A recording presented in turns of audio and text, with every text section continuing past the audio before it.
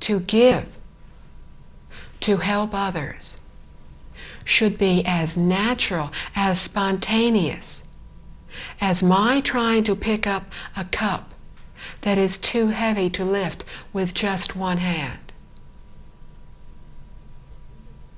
I do not need to think, okay, the cup is very heavy. What can I do? What are my choices?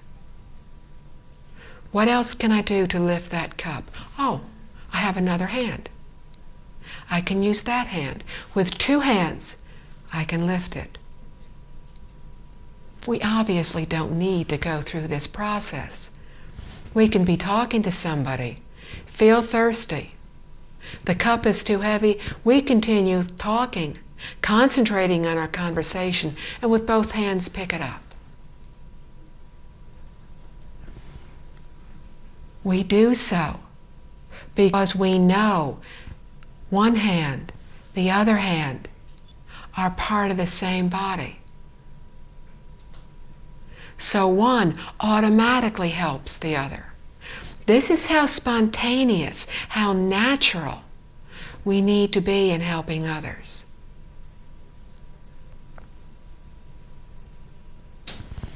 We give to help all others. We give without attachment. We often speak of attachments, and we need to understand what these are to practice giving. Attachments are thinking of, wanting something, having thoughts of it. An example is a story about two monks who came to a wide stream.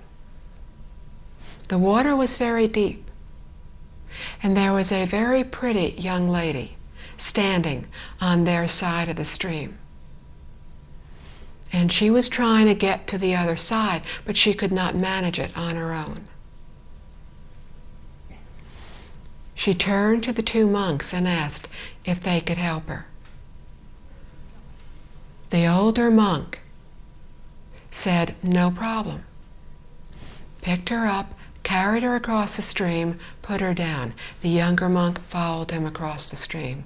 For those who do not know, monks are not supposed to go around picking up pretty young ladies. The lady went one way. The monks went the other. The young monk kept thinking about this. The master had done something wrong. He did not understand it. How could the master have done this? He kept thinking. Finally, he could bear it no longer. And he said, "Master, I have to ask a question." The master said, "Of course, ask your question." The young monk said, "Back at the stream, you carried that woman across the stream. How could you have done that?" The master looked at him and said, "What stream? What woman?" The master had put her down on the other side of the stream and had let go of any thoughts. He had no attachments. The young monk was still attached to what had happened. He thought about it. He constantly went over it in his mind. He was attached. In our giving, we need to not have attachments. If we do, we will limit the benefits of what we gain. And our attachments will keep pulling us back into reincarnation. We need to give something, whatever, and then no longer think about it. And An excellent way to practice this is to give things that we own, things that we like, things that we have had for a very long time, to give it to somebody else. If we are not attached, we don't think of it again.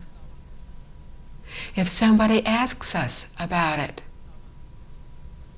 we are reminded of what happened, but we don't think, I wish I hadn't done that. I wish I still had it. I miss it. If we miss it, if we wish we hadn't done it, we are attached. And our attachments keep bringing us back into our lives in reincarnation.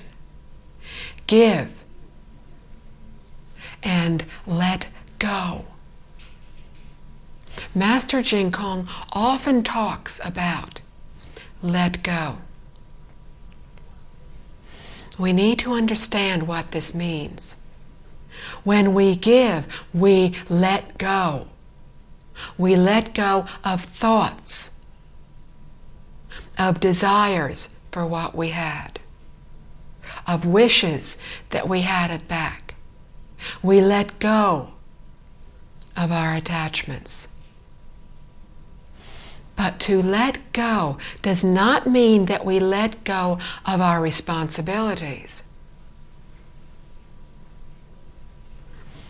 A person who had heard teacher say this wrote a fax to teacher saying, okay, I have let go. Now what do I do?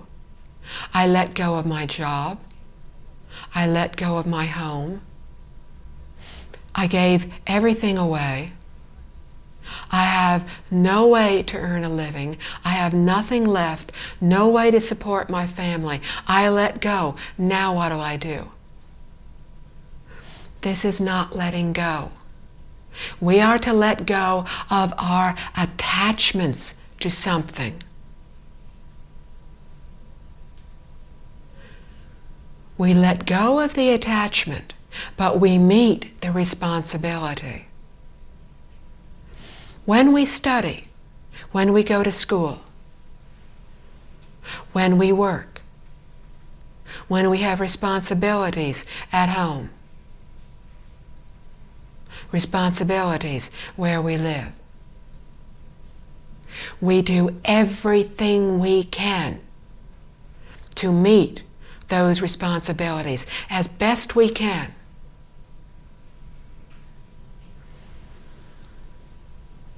When we leave school, work, whatever, we do not constantly think, go over what we did, what we should have done, what we need to do tomorrow. We let go. While there, we did our very, very best. But when we go home or when we go somewhere else, we do our best in that environment. So everywhere we are, we do our very best. But we understand I can control, to some degree, what I do. But I can only control it as far as trying to do my best, trying to concentrate on what I am doing, trying to think clearly and do the tasks as best I can.